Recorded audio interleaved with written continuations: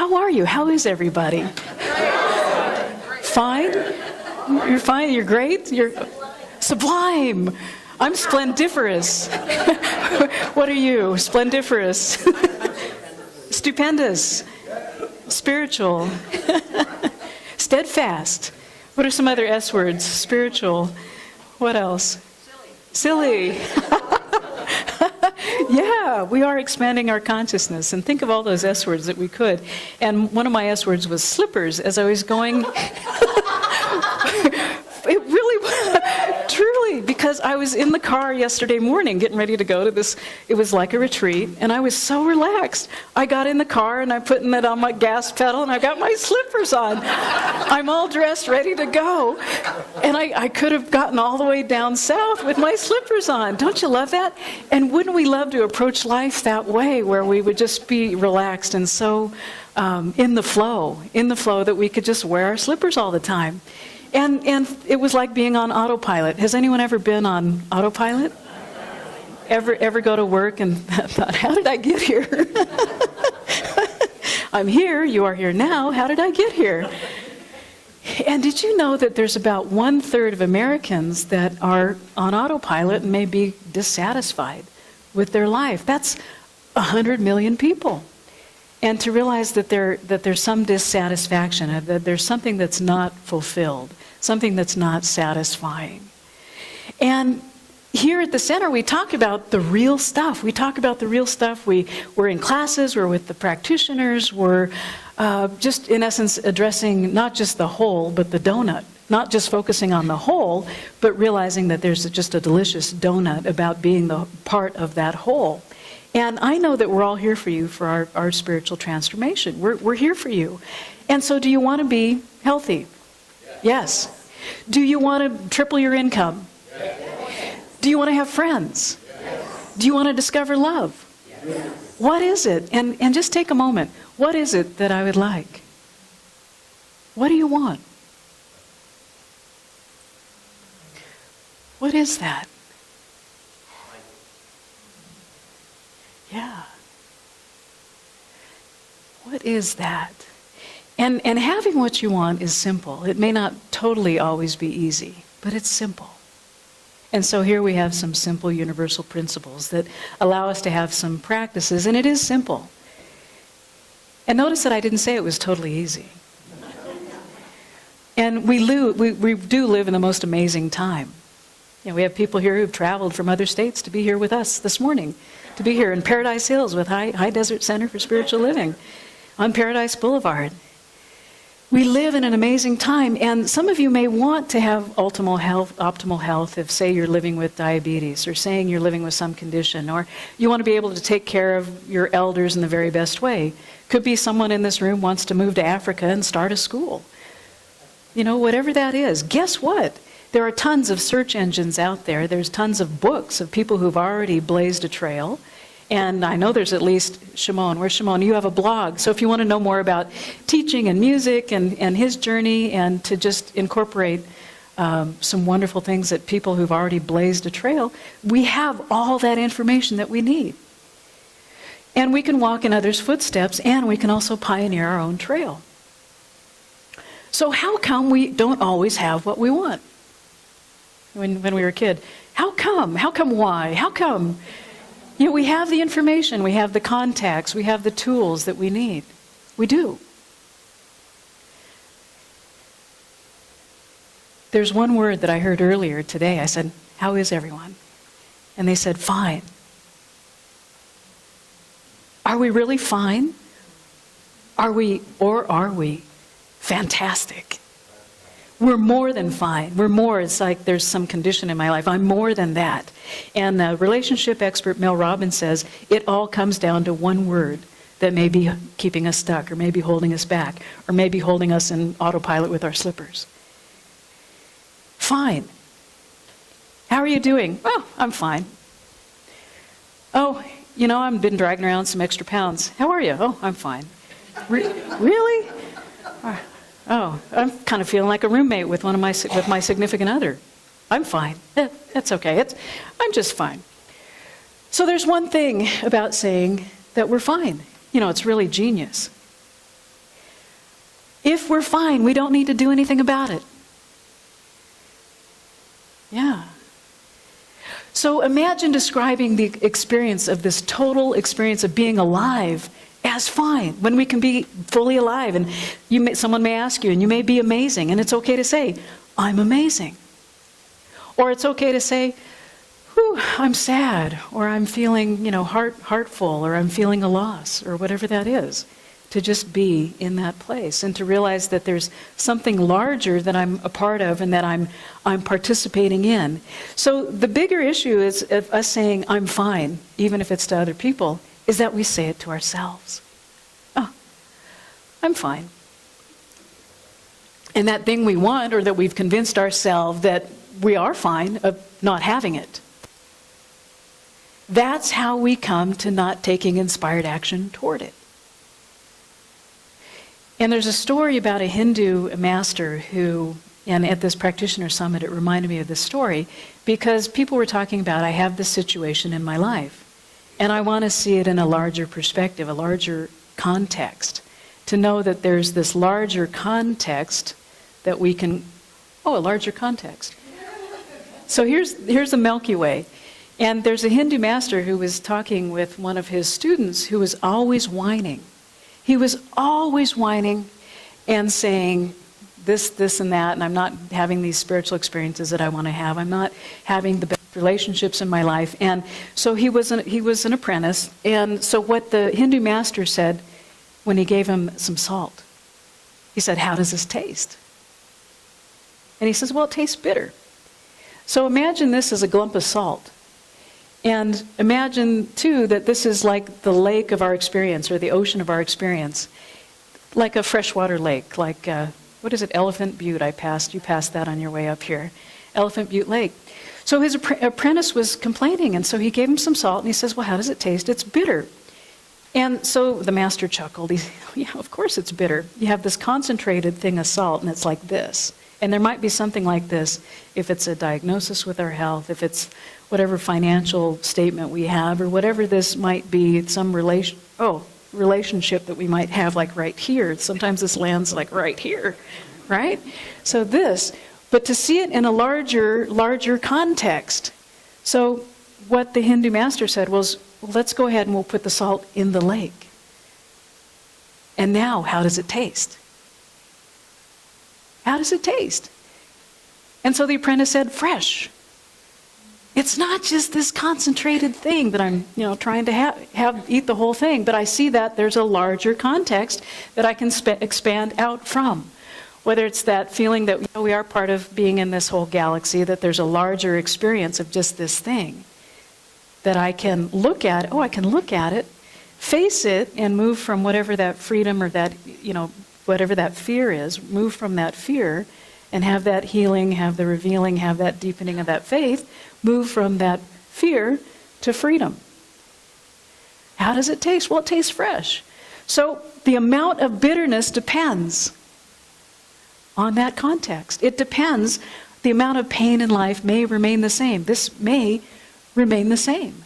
But as I put the salt in the lake, I have a chance to have it taste fresh because there's something larger and it's fresher. And I have a fresh perspective, a fresh perception that's more inclusive and more at one. That there's oneness. Oh, this looks like oneness. So does Elephant Butte Lake. Oh, it looks like oneness. There's that placidness that's there, and it has all the elements in it, and I can travel on it. So in those areas I may have given up or felt stuck. Oh, I'm fine. I feel stuck. My mother is never going to change, so I'm not going to have that conversation. Or it could be saying that we've got to wait for the kids to graduate to move out. I guess sometimes the parents move out, the kids... I have a friend who has kids sprinkled all around the country because every time a kid would turn 18, he would move. Or I'm fine, it's hard to get a job and I can barely pay my bills. Whatever, or whatever, whatever, I'm fine. So one of the reasons that the word fine is so bothersome is that scientists say that the odds of you, yes, you, Odin, the odds of you being born. Taking all the numbers into account, all the dinosaurs, all the natural disasters, all of everything, taking that into account.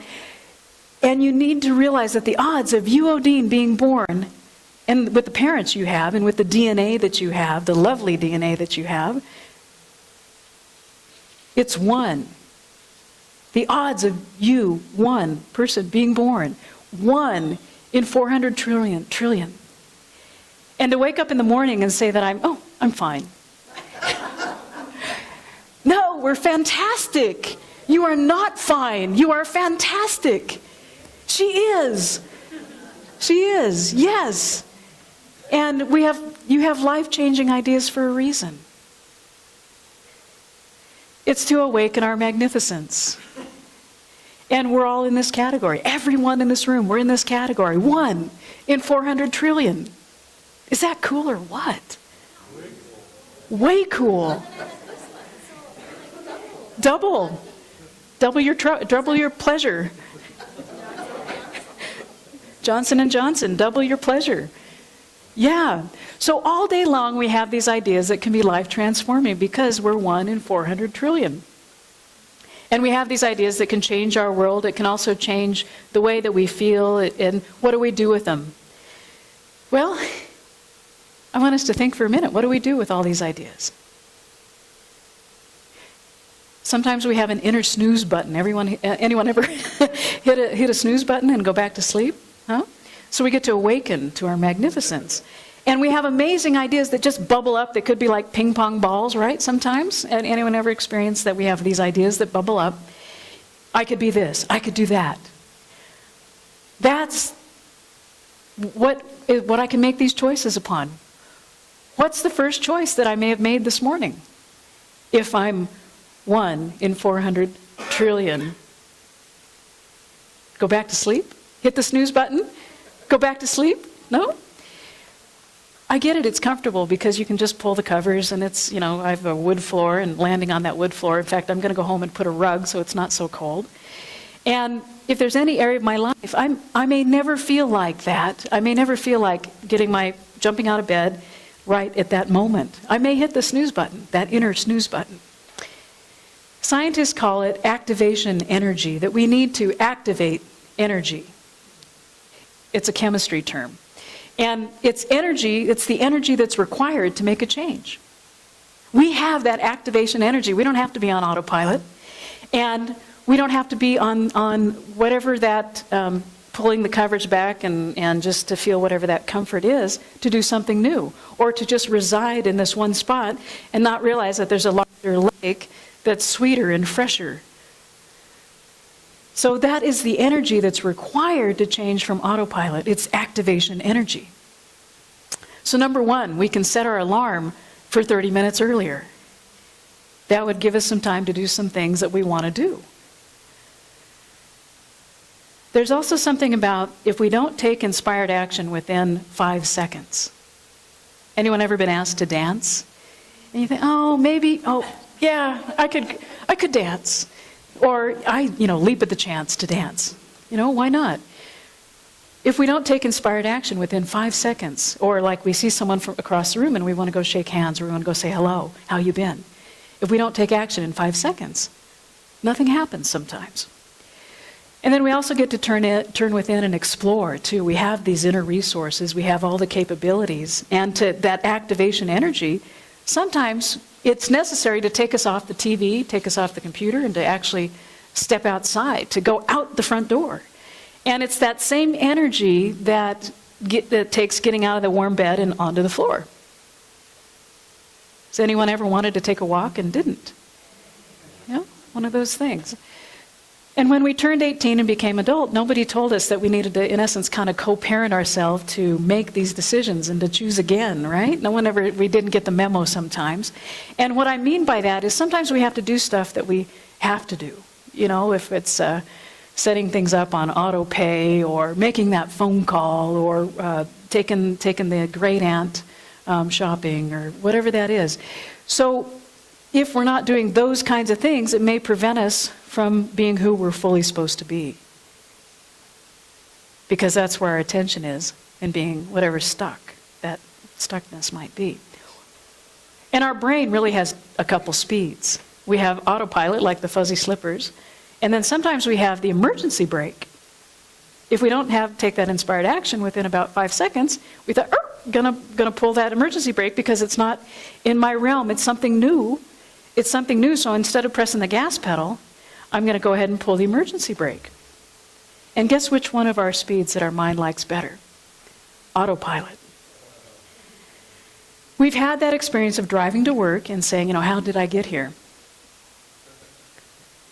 And then when we do something that's different for us, when we do something that's outside of our normal routine, guess what our brain does? Emergency brake, right? We like our homeostasis. We like our home. We like our homeostasis. We go back to what seems natural and normal and what we've been doing because we're used to doing it. Could be, has anyone ever walked in the kitchen and you've been left with a bunch of dishes?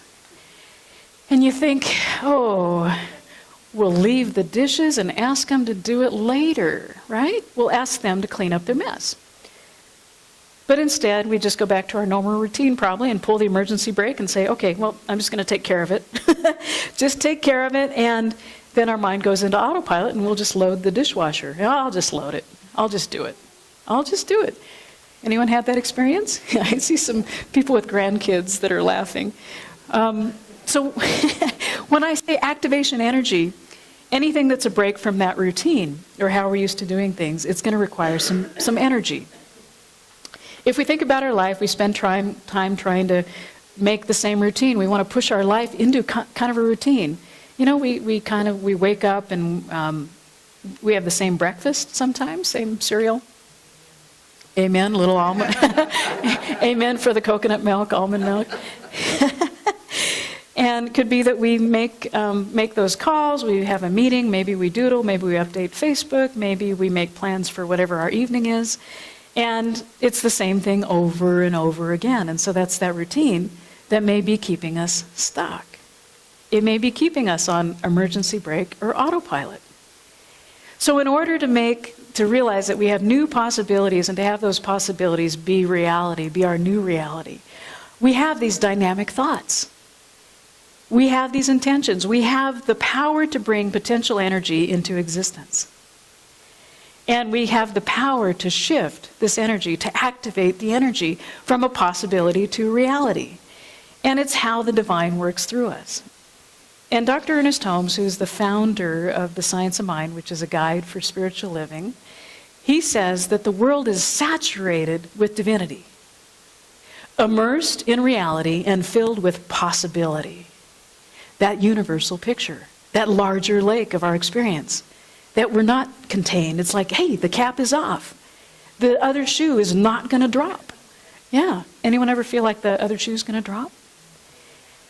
We must take this divine possibility and mold it into the present actuality in everyday experience. This is the way to freedom, the pathway to peace and to happiness.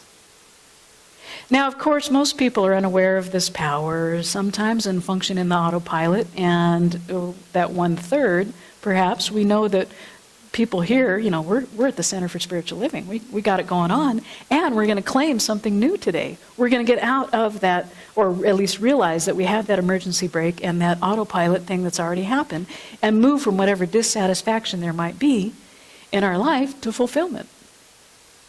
And to realize that it's a process. And so, an example is feeling unlucky in love. If someone, I've never been able to connect with the soulmate, or every time you see, perhaps that person sees a couple together, then they feel sad. So there's sadness instead of turning within and going in our heart and realizing that we have the inclusion, we have the oneness, we have the loving kindness, the essence, the companionship, the compassion, the love and the joy that's ever, ever present. And those people may even whine to their friends, and because the experience of whatever that loneliness is normal and natural. It's the routine. So moving from that perception, out of that routine, into something new requires activating some energy. And anyone remember from their Psych 101 class, Abraham Maslow? Normal. It's kind of just like fine. Normal. It's a normal routine. It's that routine that makes us stuck. sometimes. And Abraham Maslow says that what is necessary to change a person is to change our awareness, is to change our awareness of ourselves. So we're familiar with this movement toward fulfillment. Our body has needs. It's much like our body. When it's hungry, we feed it. When we want food, it's hungry. When we're thirsty, we give it water. If we feel stuck or dissatisfied in our life, it's a signal, much like I'm hungry or I'm thirsty. And it's not that something's really wrong or bad or broken or missing, but coming from that place of wholeness that I know what my body needs. And it could be that one of the most basic needs is not being met, that it's like feeling like this instead of in that larger realm of possibility. So it's also our need for exploration. So much like our body needs food and water, we also have a hunger for spiritual growth. We have a hunger for spiritual exploration, a thirst.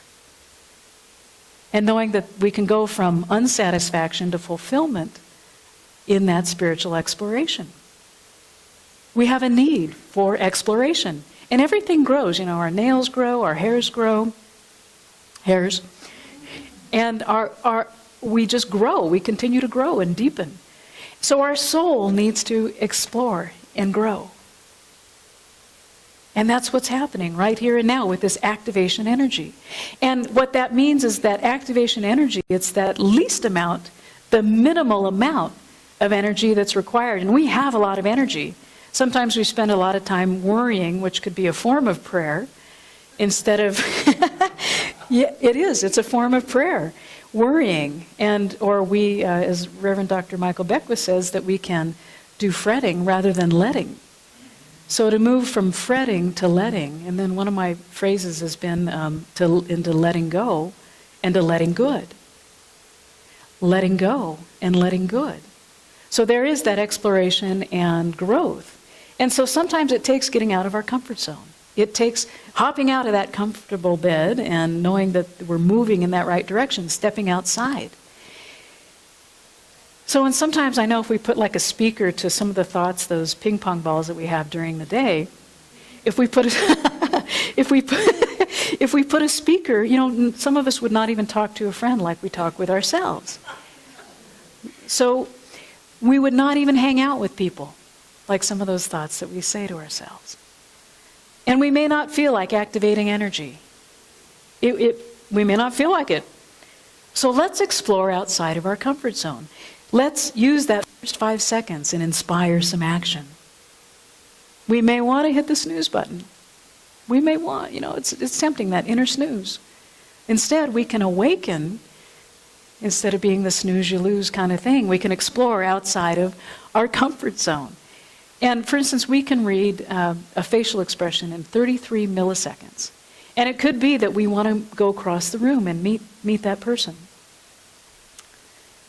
So if we have those impulses, it's about knowing the divine impulse that resides within us. We listen to those divine impulses. We can walk over and shake hands within that 5 minutes. We can dance. We can get up and accept that invitation to dance just because the music is so good. It's so amazing. So we can activate that energy. We can set our alarm for 30 minutes prior to when we're getting up now. Anyone, can you imagine doing that? All you night people? I think the morning people are saying, yeah, it's a natural thing. But imagine that 30 minutes. So, and to remember that within 5 seconds, we can take inspired action. We can move in the direction. We can also turn within and remember the Milky Way, that there is a larger context, no matter what the content is in our life. It's larger. It's our ever-expanding good. So let's activate this energy and be fulfilled. And to know that when we're inspired by an idea, we're being inspired by an idea. Just send yourself a note. Send yourself an email. Take action. That's taking action. Write yourself a little love note. Send yourself a text. We can experiment. Just have it be an experiment, an exploration, and grow and go with the flow. And so we can go beyond that brake. We can go beyond pulling the brake, being an autopilot, and we can step on the gas and enjoy the ride. So let's enjoy the ride. Let's be in this moment of inner celebration and realizing that we're on a smooth ride already and that there is this place of being guided and inspired in this stream of consciousness. Knowing that there is the infinite presence and the power which is filled with love and joy and peacefulness. Knowing that there is the oneness, the inclusiveness of the amazing energy that is activated already. Knowing that there is the activation, there is that which is cultivated and integrated in this very moment in this unified field of love. It is filled with pure potentiality and possibility. And moving from that possibility to reality, I know that I am a part of something larger. And it moves and lives and it breathes right here and now, in, through, as, and all around me. It breathes as this one life. And I know that this life is good and it is fantastic. It is beyond fine. It is that which is divine. So realizing that that is what is true and that that is the truth, and knowing that there is the inspired action that is already available in this one heart, moving as this one love, one life, one joy, in this peaceful way, and knowing that there is this enthusiasm which can't help but make itself known. I know that it is clear, and going and moving forward in this clarity, in this realization of the love divine. There is this connection at all times. And I'm so grateful for this being essence of who I truly am, and being and sharing it fully and freely with joy, with love, and as this beautiful, beneficial presence in this love, in this life. And I release this word into the action of the divine law, knowing it is complete, it is whole, it is well, and all is well. And so be it, and so it is. Please join in a few moments of stillness.